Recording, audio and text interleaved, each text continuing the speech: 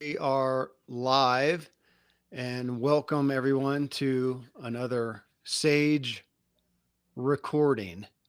I will, as we often do, wait a moment to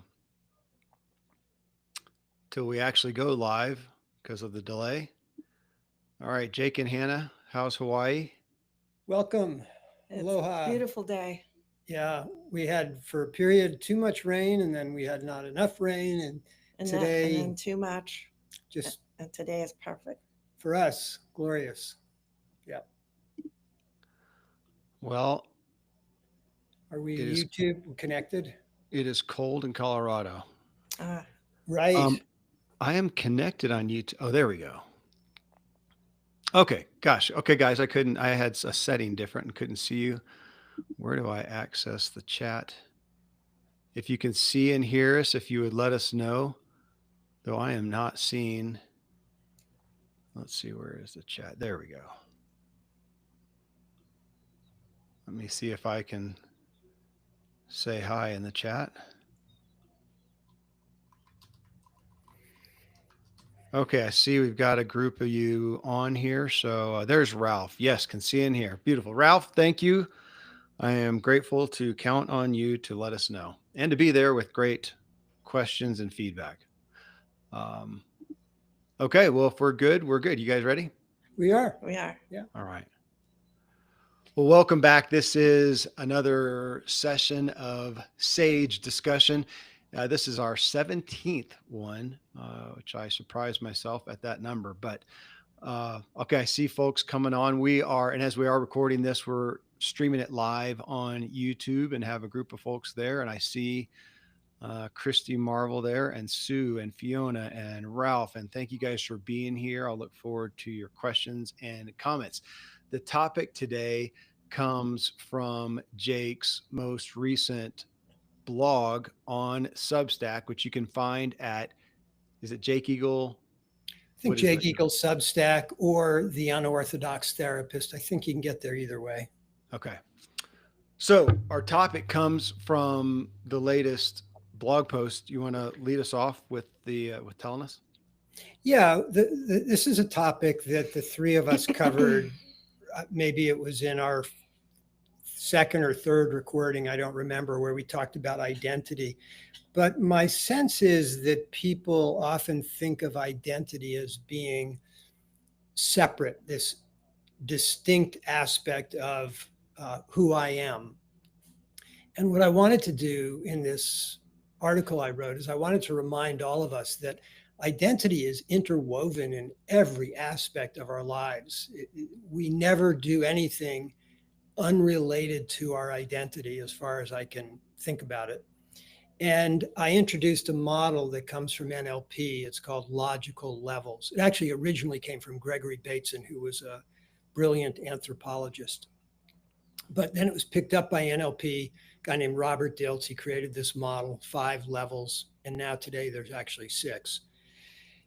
And the part of it, I won't go over the entire article, but the part of this that's most striking to me is how when I make a change, for example, in my behavior, doesn't necessarily alter my sense of who I am. It's possible, but it doesn't necessarily happen that way. If I change my environment, where I live or who I'm living with, doesn't necessarily change my identity. But when I change my identity, and we're going to talk about what I mean when I say change. When I change or alter my identity, everything else is affected. I affect my beliefs, my capabilities, my behaviors, and I'll see my environment in a different way. I may not change my home, but I'll view what I'm seeing through a different lens. So, working with identity is a source of enormous leverage. And in most psychological models, this isn't really thought about that much. In NLP, it is given a fair amount of attention, but identity level change is often sort of reserved for the most significant piece of work, the most powerful thing you can do. And it's not done that often. In SAGE, we approach this in a completely different way. we're basically saying everything we do is related to our identity. And we're not necessarily trying to change our identity. I'm trying to loosen my attachment to my identity, to my predefined ideas, preconceived ideas about who I am. And notice that when I say who I am is static.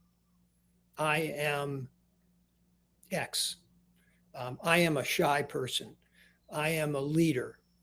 I am a good partner. All of these things have a static quality. And when we talk about changing identity, what we're really talking about is loosening our attachment so that we realize identity is not static.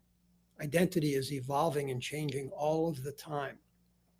John Weir said that if we don't expand our identity, and he called that differentiating, that as I grow and I recognize different aspects of myself, I'm creating new beliefs, I'm creating new behaviors, I'm discarding some old behaviors that are not constructive. As I'm doing all of this, I'm differentiating myself all the time. I'm becoming more and more complex, more unique, more different. And he believed that was the human journey. From birth to death, the goal was to continually differentiate and expand our sense of self. If we don't do that, the alternative generally is that we repress. So just think about the two. Repress is this act of constriction, shutting down, pushing away behaviors, aspects of myself, beliefs that I have that I do not like, which is proven psychologically to be a very unhealthy strategy. The way it affects us physiologically, when I push things away, paradoxically, I'm actually um, creating more energy around what it is that I push away. It's a little bit like if I say, don't think of a pink elephant, we think of a pink elephant. If I say, I don't want to think of myself as being selfish, I'm setting myself up to think of myself as being selfish.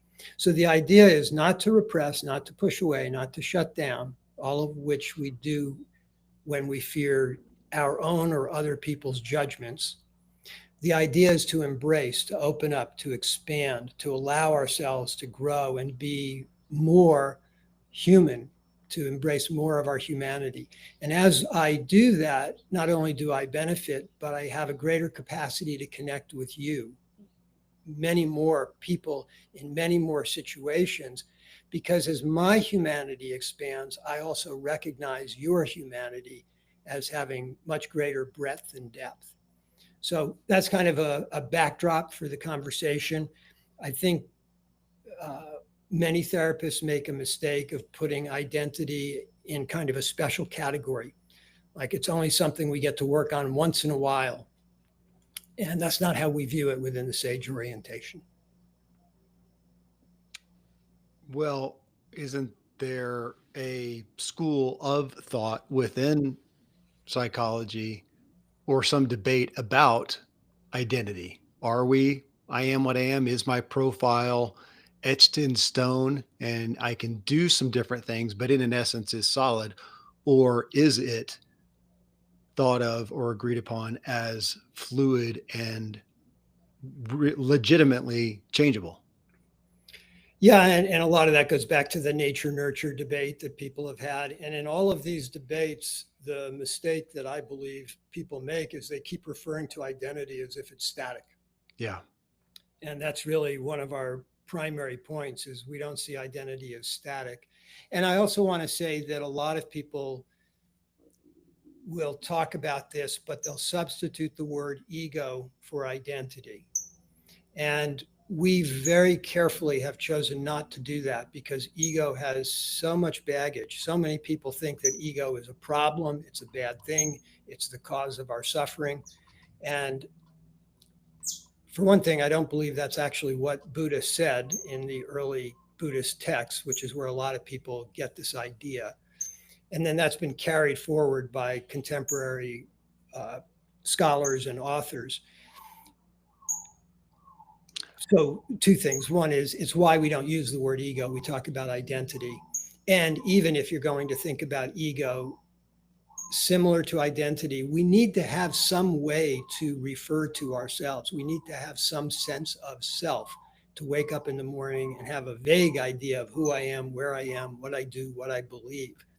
So the idea of killing our ego, I think, is a very mistaken notion. I do want to point out that you are talking from Hawaii amongst the tropical birds that we're hearing. So I hope everyone enjoys the ambiance. I'm glad you point that out. We sometimes don't hear. We've gotten used to them. Yeah. Yeah. No, I'm enjoying it. Just thought I'd point it out. I'm enjoying the sound. I A couple inquiries on that. Yeah, one, I do feel the distinction that we make with Sage is important. That I have struggled to see uh, a viable impact in my life and others when we look at ourselves as having these parts, the different parts, the ego, whatnot, as opposed to I feel much more, I resonate with and feel more traction in my own evolution and looking at I'm completely me. I have an identity that I then tend to function either from a place of relative security or not. And it's when I'm at the not that people would say, "Oh, that's your ego." Okay, to me, it's just that's an insecure. That's me acting insecurely, behaving insecurely, thinking insecurely, and I can be aware of that. I have the opportunity now to be aware and to secure myself, and in that sense, mature myself. I just find more traction. I'll just own it, and I continue to find others feeling more tangible grasp to be aware of themselves with the singular identity concept than the parts. Did that come across clearly? Uh, yes, I think that there's so much attention these days given to the idea that we have parts. And oftentimes, when people think about parts, they don't think of it as ego. They think of it, for example, as I have a young wounded child in me, a part of me that's hurt and is stuck at the developmental age of 10. And so when I'm impatient with my partner, that's because she's triggered my 10-year-old part and I'm acting out of that 10-year-old part. This is very popular right now. It's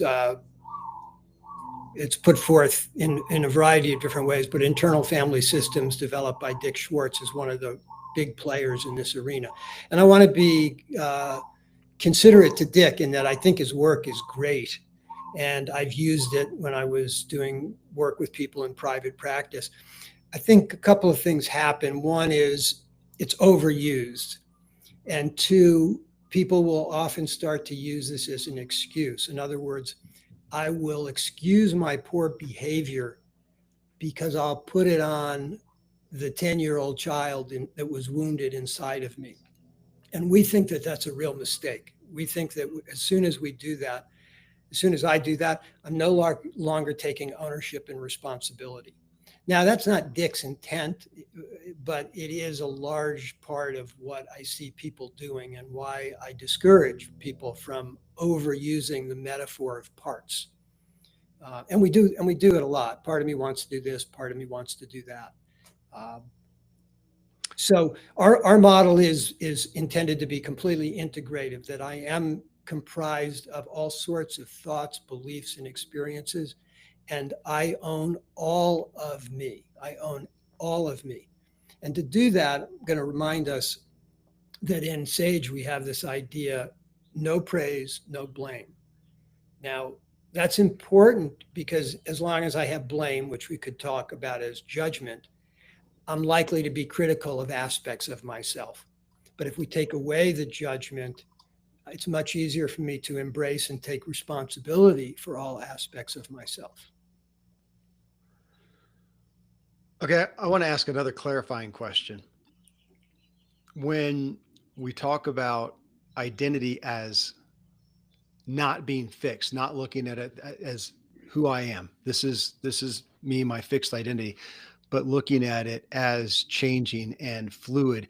You said a couple of times that identity is changing and fluid.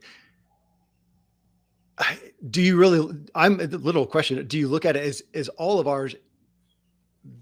The identity is changing, fluid, or it can be. I mean, can we stay in a fixed state? I guess. Do you look at it as you can stay in a fixed state, but not necessary? And I doubt anybody here would necessarily say that they want it to be fixed. Otherwise, they wouldn't be here. They want to change it. But do you look at it? It is evolving, fluid, or it can be. I kind of think it probably is. I don't imagine meeting a person and having them tell me they are exactly who they were 10 years ago in every way.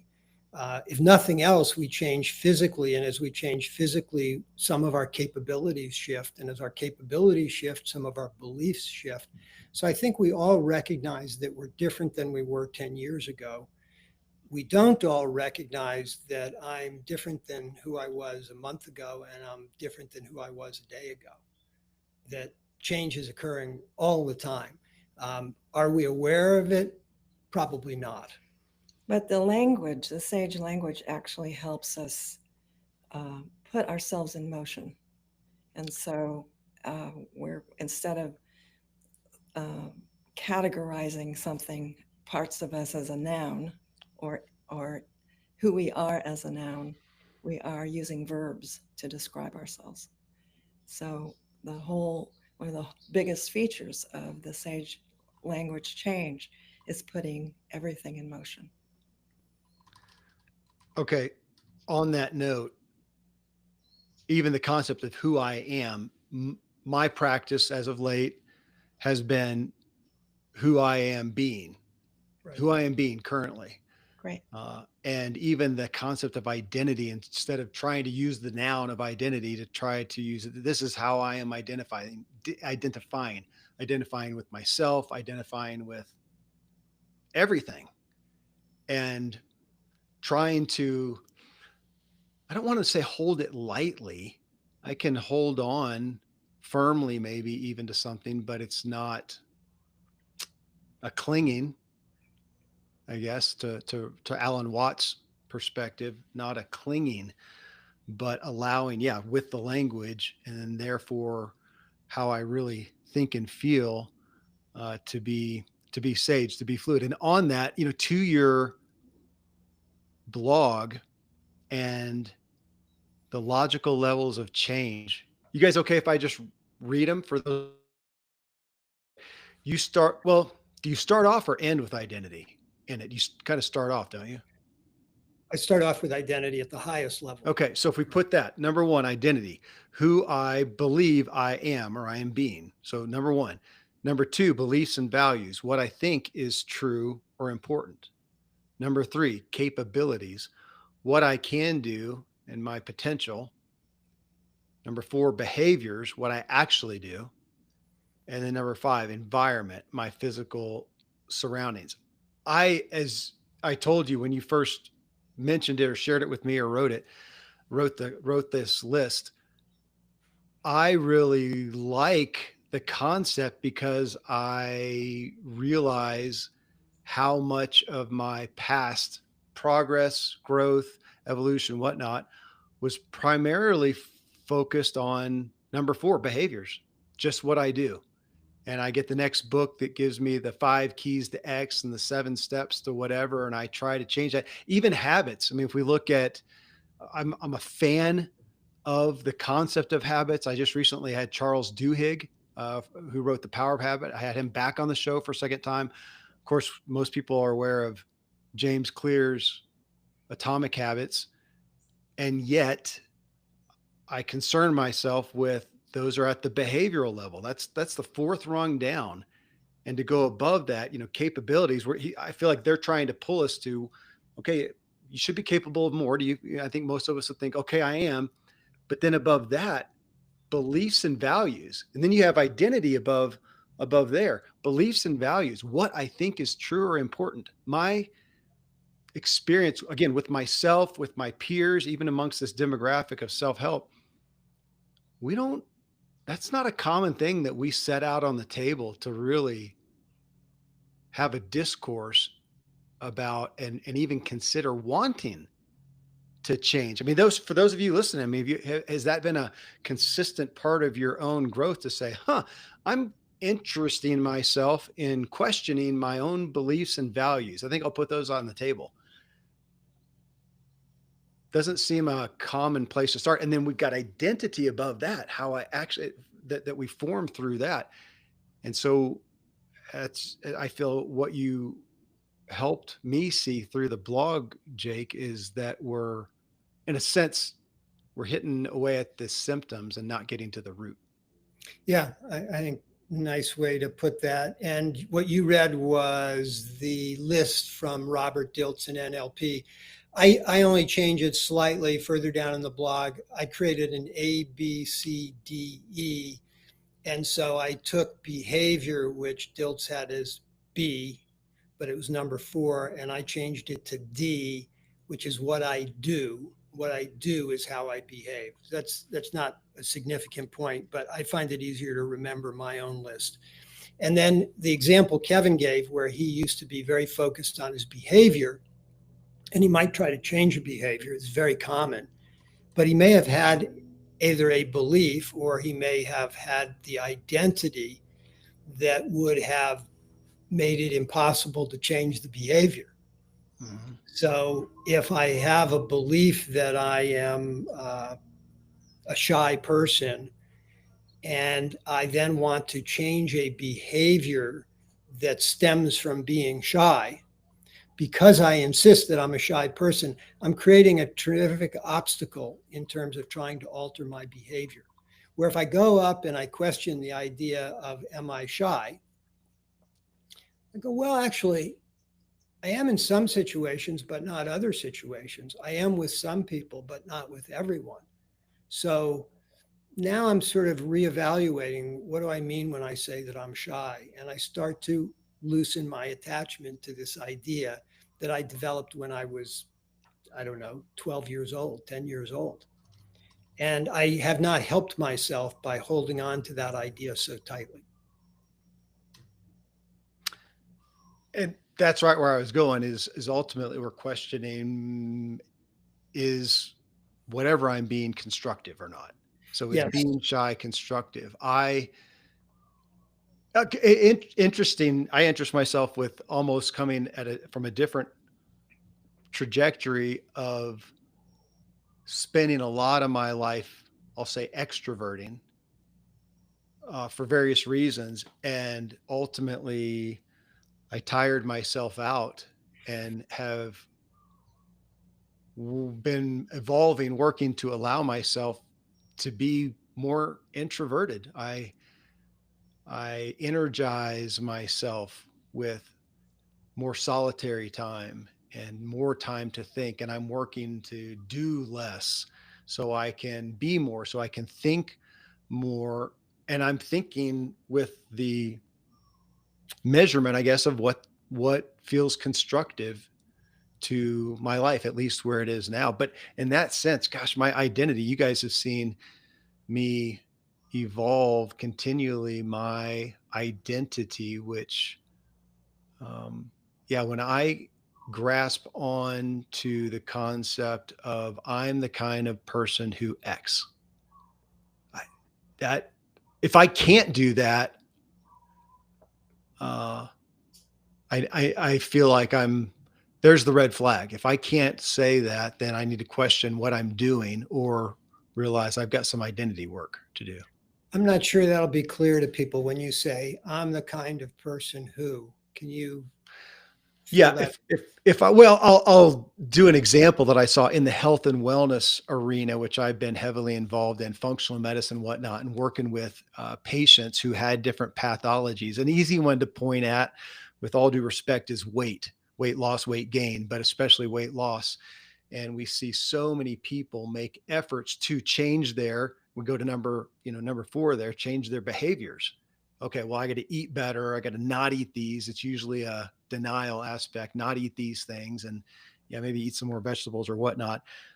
Try to change the behaviors without changing the belief and then the identity, it very seldom held. They may lose weight, but they'll end up coming back.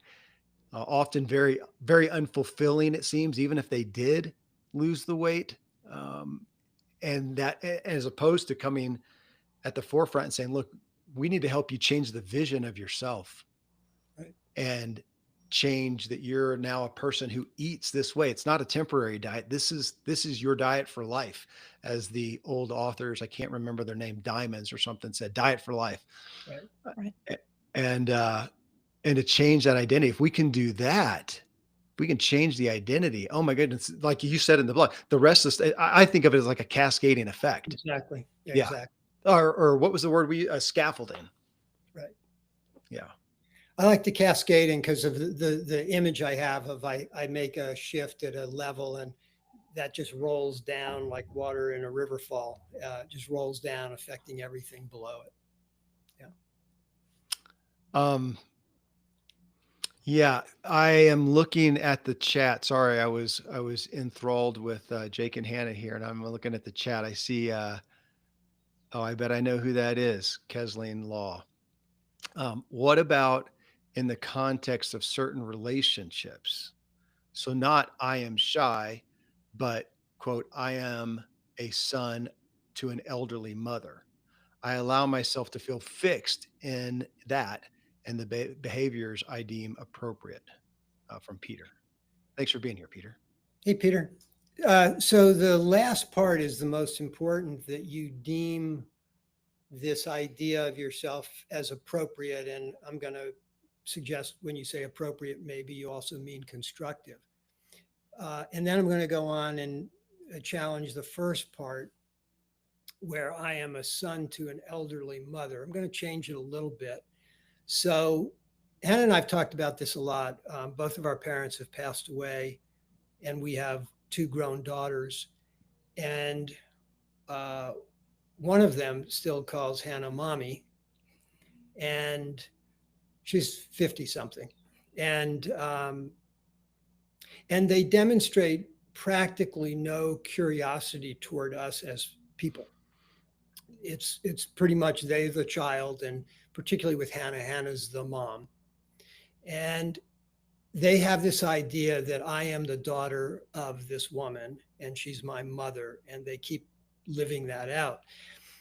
I regret I made the shift, but not as much as I would like with my parents, which is that I wish I had shifted to recognize that we had an adult relationship sooner than I made that change. I stopped thinking of my parents as my parents, and I started thinking them as um, Hmm. other adults. I wouldn't say friends, but other adults that I care deeply about. And so there's nothing wrong with saying I am son to an elderly mother. I just question if cracking that open a little bit, I am an adult interacting with an elderly woman, would in any way alter any aspect of the dynamic. And might that be constructive? And I'm not saying it would be, but it might be. So I understand the idea that certain things seem fixed. And I always encourage myself to see if I can loosen anything that I have that's fixed. And do I help myself doing that? I appreciate the story there, Jake. My father's passed away. I think I did the adult to adult aspect from back to the list behaviorally. Um, what I would do that. We would have the discussions, we would do podcasts, whatnot, but I didn't elevate beyond that level to the identity of adult. And from that, I think I retained a distance between us that I wish I hadn't. Yeah. Mhm. Yeah. Yeah. I've encouraged our daughters, I've said, particularly to our oldest one, do you know who your mom's best friend is? Do you know what your mom's greatest fear is? Do you know what your mom hopes to do with the rest of her life? And the answer is no. No, I don't know those things. And to me, this is missing an opportunity. And it's in large part because she's framed the relationship as static. And it's based on identity. I'm daughter, she's mother. And I Mhm. believe that she's missing out significantly as a result of that frame. Fiona in the chat said labels can be constraints. I Yes. I I agree. Labels are by proxy pretty fixed. That's where I feel danger in regards to them. As I was thinking about this topic today, I have always identified with being impatient, and I have had I had a daughter with a significant other, and I referenced myself as being impatient. And he later told her, and she related to me that he said, I experience him as one of the most patient people I've ever seen. He's got 9 kids and all this stuff going on, and I see him as extremely patient. I interest myself with that story because I still haven't changed my identity. I still perceive myself through my own inner talk and feelings as impatient. And I guess it comes around to how is that working for me? Apparently, I have not found that so deconstructive to have tried to affect change in my identity. Uh, but I interest myself in in the labels and the fixedness. Yeah, I don't, there's a word I'm not finding. I don't think of you in our relating as impatient, but I think of you as uh, continuously searching. Whatever we reach as an agreement, you inevitably want to go one step further, which kind of feels like impatience. It's like, we're not quite there, we're not quite there. But in our relating, that process feels highly productive. Hmm. So again, this is a place where starting to differentiate and play with words and be more specific about what you're talking about, I think can be really valuable. Fiona just put in the chat, how does one change an identity descriptor? Yeah, so there are a few things there. One is stop talking about yourself as if you're fixed. That's the starting point. Drop the I am a blank. I am a whatever it is. Um, and start thinking that whatever that is, that's something that you are either believing, which is in action, or it's something that you are doing. In other words, it's your conduct, it's how you behave. So I am doing, in our little world with jargon, we'll say things like, I'm doing myself in this way, or I'm being this way. I'm being impatient, but not I am an impatient person. And notice that when I describe this, Fiona, I'm talking very much, as Hannah said earlier, I'm putting things into motion, and I'm also recognizing how everything's temporary. So right now, this is how I am doing, or right now, this is what I'm believing. But I'm not saying that that won't change. And if we use the language, it just naturally happens. We just become more flexible, and the emotion is of who we are is in there. To what you said earlier, Hannah, verbing. And I was just so Fiona, you said, the label, I am X. I'm a podcaster. Well, I don't say that anymore. I participate in podcasting. I participate in running. I participate in fathering. Uh, and then the same thing with obviously the emotions, which we have read a lot of people. I think as of late, I have who speak to that of not saying I am sad, that I actually just did a show with a lady, and she referenced that. And I think she used the term, I can't remember how, being visited by sadness or whatnot. Yeah. Even that, yeah, you helped me with. I'm being like it's what is your term if you can't put it in a wheelbarrow? Right. Yeah. Yeah. So back to Hannah, your verbing. I found myself saying, I am saddening myself right now. I recognize that maybe in what I feel is a response to some stimulus, I am saddening myself because the stimulus may not be bothering anyone else, but I am saddening myself. I recognize that. And I may choose to continue saddening myself. I think I'll sit in this for a little while. I may even put a sad movie on. I'm gonna sadden the hell out of myself just because I want to for whatever reason. Or maybe I don't, and I'm gonna put music on and go for a run. But that verbing, I'm inspiring myself. I'm back to Jake, the continued fluidness, not the fixedness. Yeah, and those expressions sound close. The I am saddening, sadness is visiting me, or many contemplative traditions will say, sadness is arising. And my question always is, where is that coming from? Right. And our point is, whatever that emotion is coming from me. And I am doing something consciously or unconsciously to generate that emotion. So if I changed what I'm doing, and I don't necessarily say I have to do that, then I would likely change the emotion. And as Kevin just said, you may want to go deeper into the emotion. So it's not that you have to change what you're doing, it's recognizing that you have the power and the choice to do so almost all the time. I wanted to Agency. put in a little thing here, interesting thing about um, the Buddha. He spoke a language called Pali, and in Pali language, everything is always in motion. So rather than, as people say, he became enlightened, he would say, I am enlightening myself. So in his language, he was always, the whole thing was always in motion. And nirvana was not a place you reach. No, You were nirvana-ing yourself. right? So these are actions. These are things that are in motion all the time. Everything's temporary and in motion.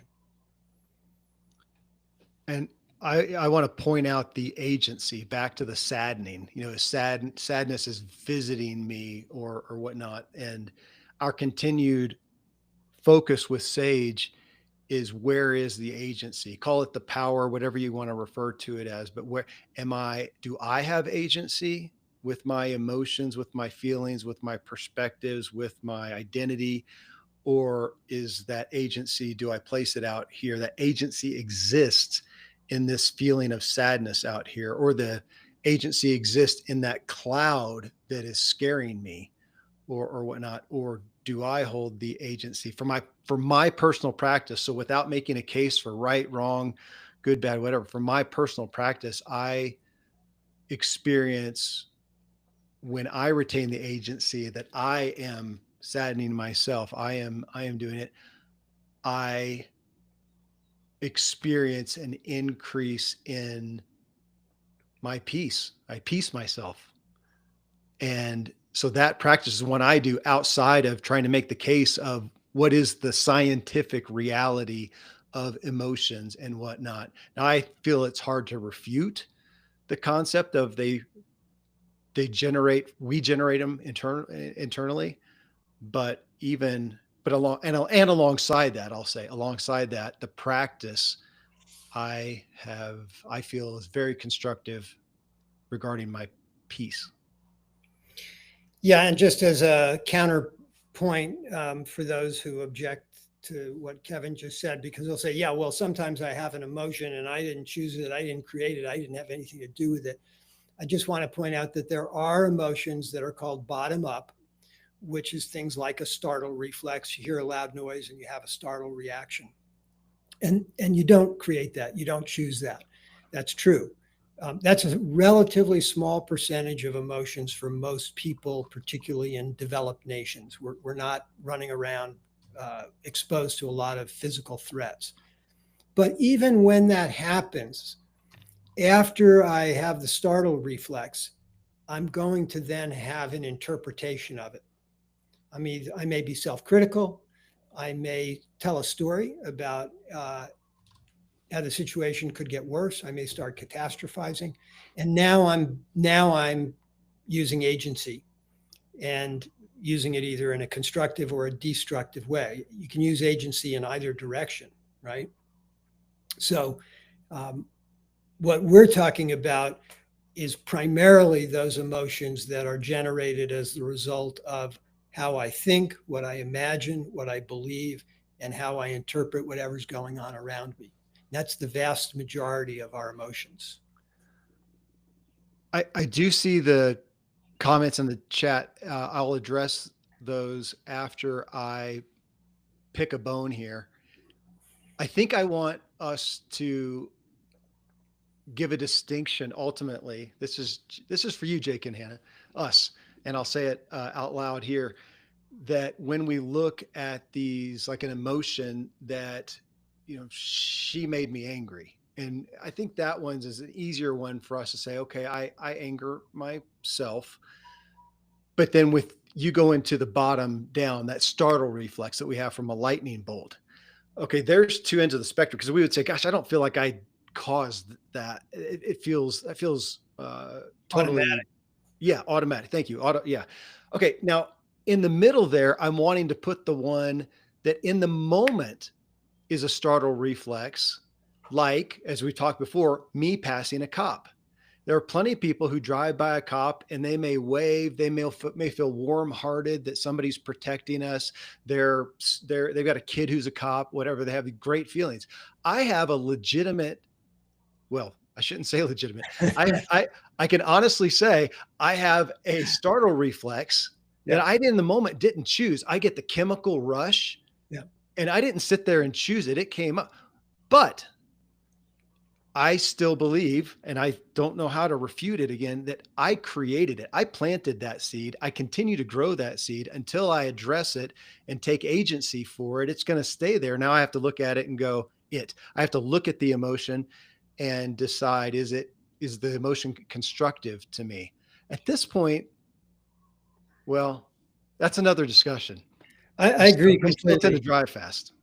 Right. I agree completely that you have created that. And if you wanted to, you and I could spend a half an hour focused on this. And I think at the end of it, you might go away and you no longer would have that response. Yeah. There are ways to work with it. However, a startled response to a clap of thunder, that I don't know that we will ever be able to change. That is so Yeah. deeply embedded. But I agree with you completely around that example. Yeah. And Peter says I should drive slower. I don't Such shit on good. me, Peter, but he is a lawyer, so uh, Sue, I like what you wrote, Well, Sue. She wrote in Spanish, yo soy equals I am, and that's a permanent state. Estoy is a temporary state. yeah. Ah, Yeah. yeah, it's Estoy. great. Okay. Right. I may play with that. Fiona says, is it the way one interprets a situation? Um, I think she's referring to. I mean, yes, that's what we're saying. Is I mean, with Sage is it's Yes. not often the objective reality, the what we refer to as the stimulus. Not that it doesn't matter. Obviously, if you're in a car wreck and you're injured and your car's injured, we're not going to say that the event is meaningless. It obviously has an impact on you, but what we do find through humanity and psychology, I think, is that the greater meaning that relates to your lived experience going forward is based upon the meaning you attach to that event, such as, oh my gosh, I'm glad it wasn't worse and I'm happy to be alive, or holy crap, I have the most jinxed life ever. Why did bad things happen? God is terrible, yada, yada. So, in that sense, yeah, how we interpret the situation is what giving the most we're giving focus to and more gravity. Fair? Yep. Yes. Yes.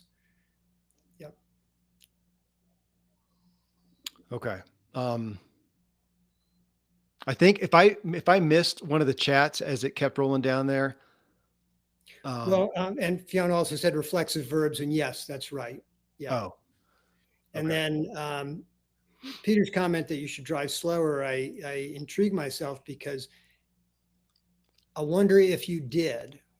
I know you probably can't, but I wonder if you did, if you would still have the same response when you saw a cop. I do. I You do. do.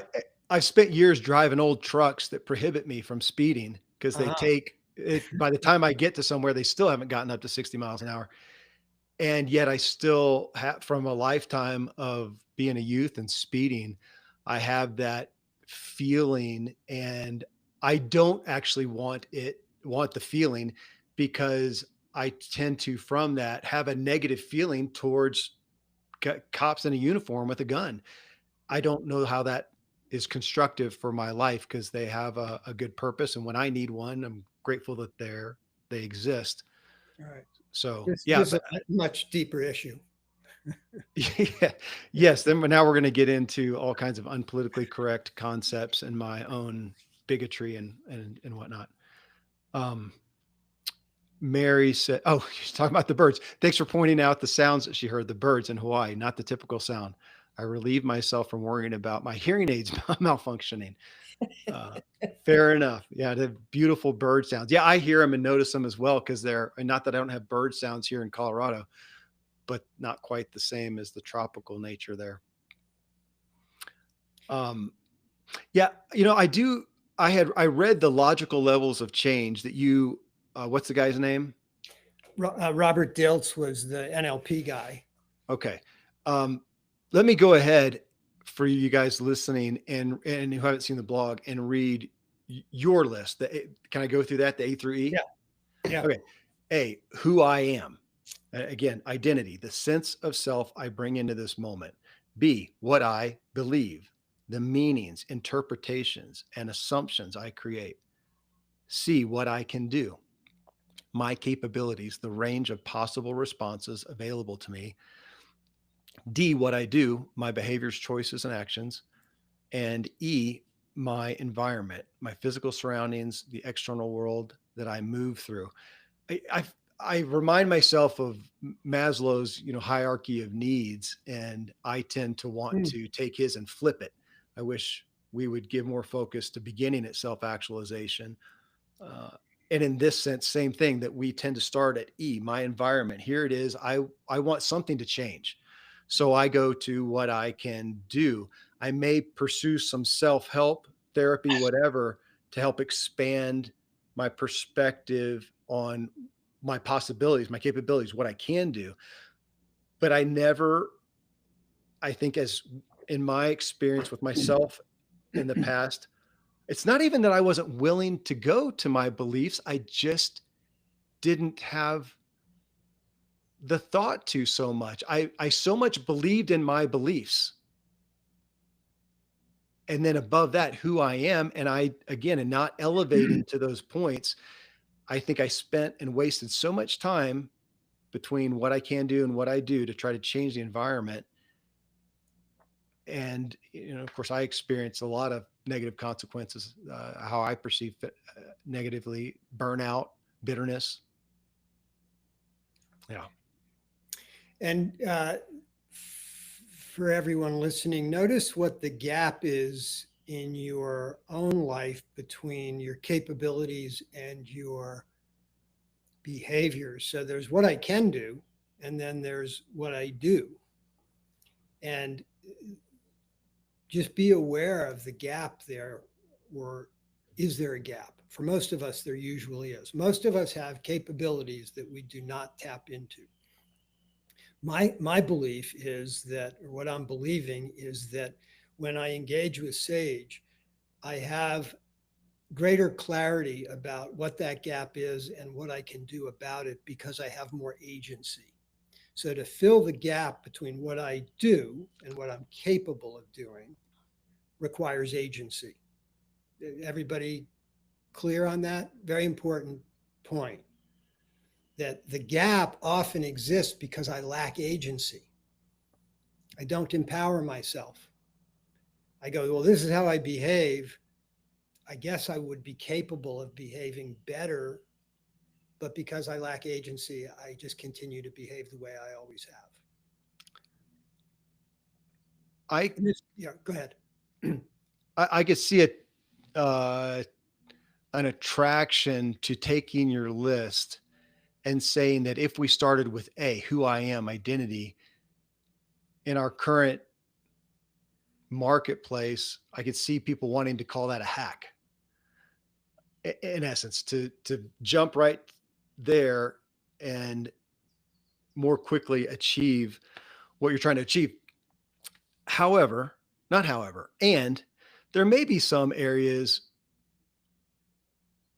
What do you think on addressing what I do, Yep. which is D or number four here, what I do, habits, changing some habits and doing those for a while to help yourself get to the point of addressing identity. And I'm thinking again, to weight loss. I mean, I don't know if Peter's still here. Peter, I can't remember, 60 pounds, 80 pounds.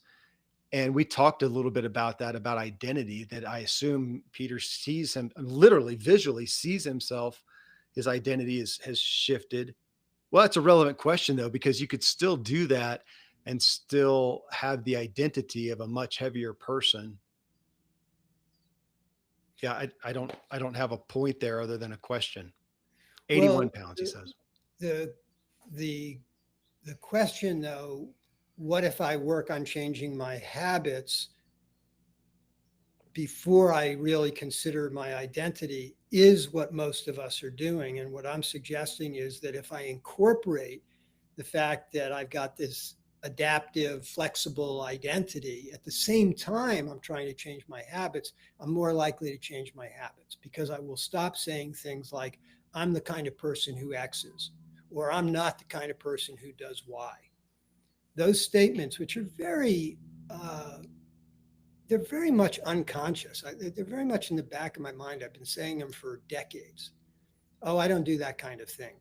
Well, I just put a little cap on my behavioral flexibility, and I'm not even aware I did that. So I really encourage us to keep identity in the conversation, regardless of the level that we are working on.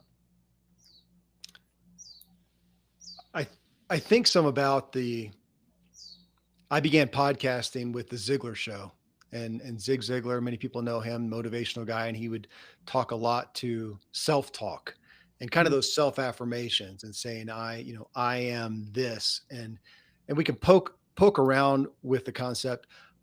I I have felt when I can in my own mind envision something, I feel a lot of confidence that I will achieve that. I was actually thinking about this. This is not a literal goal, but with AI these days, I've seen those apps that people do with pictures where you can age yourself, or I guess make yourself younger or whatnot. I don't know. Maybe this exists. Could I do one and take a picture of myself in a bathing suit and say, what do I look like if I had 30 pounds more muscle? And it gives me the nice chiseled Fabio picture of myself.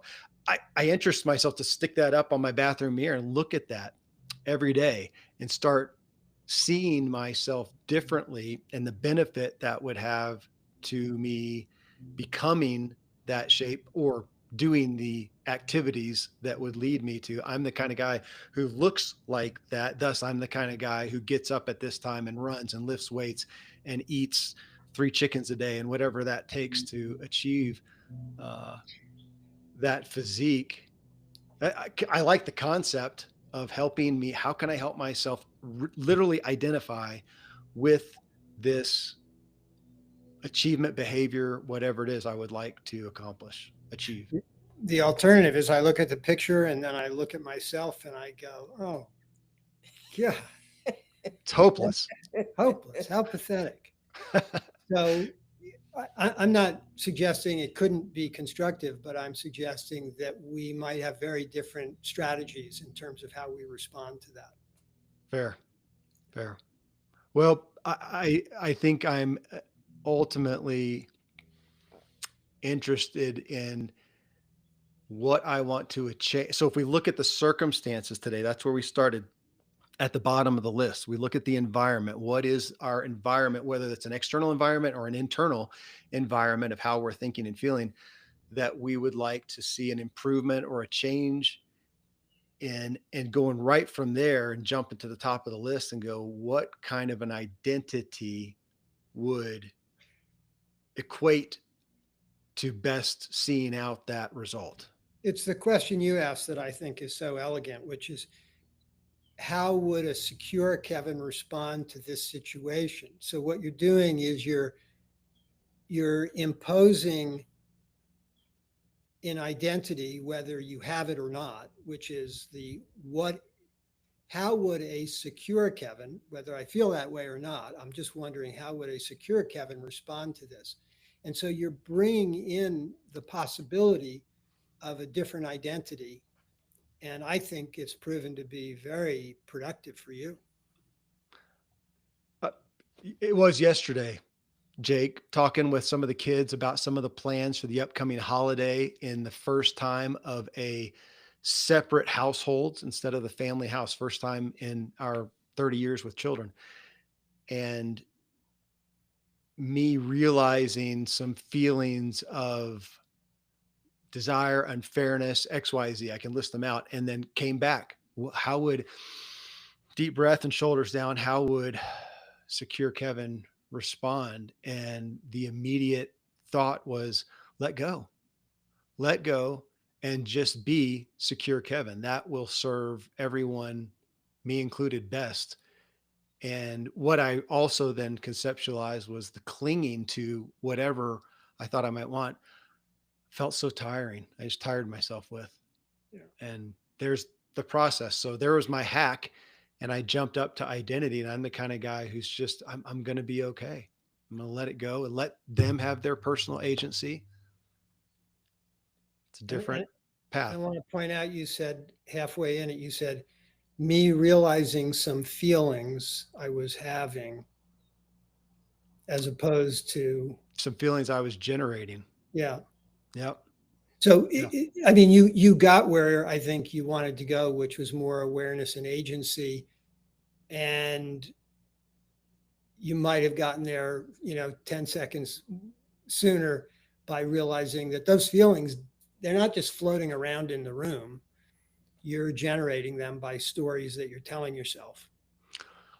I think in the moment yesterday when this happened, I was in that place of understanding I was generating. You knew that. I think so.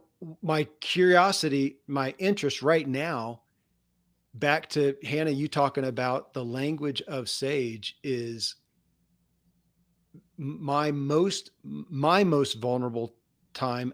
And my experience is most everyone is falling out of sage orientation when we are speaking. Yeah. And I find if I'm sitting there thinking on my own, I remain much more in the sage orientation. If I write, I am more in the sage orientation. When I'm speaking to you and with a live audience is when I, I tend to, veer off of sage orientation and go back into a habit, and I give my agency away. Yeah. I love what you just said, because it's our experience too, which is that after having done this for a long time, we don't necessarily respond to the words we're using as much as the orientation. In other words, Hannah and I are predominantly in a sage orientation, whether we're using sage language or not, just because we've been doing this so long. So that's what I hear you saying, Kevin. Yesterday, you may not have said that, you may not have articulated that in a sage expression, but you were in a sage orientation. And that's really the objective of this work. Right.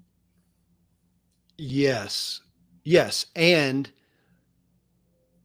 my practice, what I am believing is that when I speak out, when I fall out in my language, as I just did a minute ago, I threaten or decrease my sage orientation. And I had the chance to increase my sage orientation, which again, to me, there's no points. Nobody's going to come to the door and give me a chest full of gold coins because I spoke in perfect sage orientation. But my personal peace my feelings of inner security, contentedness, fulfillment. That is what that's what I desire to increase, and I experience doing so because the reason I probably also fell out of sage orientations, I lost some awareness, I sped up, Yep. and I'm the one that I lost some benefit. So should we not send him the gold coins we were going to send him? Well, I wouldn't go that far. Okay. Ralph says, "What would Jake, Hannah, and Kevin do?" That's my go-to. Fair enough. Fair enough. All right. Well, thank you guys for the comments. I guess we're at an hour here, and good group of people with us today. Thanks. I so appreciate the open questions and considering. And Jake, thanks for the blog. I really like the model. I help myself with the model. The cascade. Yeah, I do think of it too as cascading. Yeah. Yeah. Great. Thank you all for being here, and hope you have a wonderful Thanksgiving. And I believe we'll be back next week. And then the week of, I don't know what day it is. I think it's the 8th. I know we're going to be traveling that week. So that week Okay. we won't be back. But thank you all for being Okay.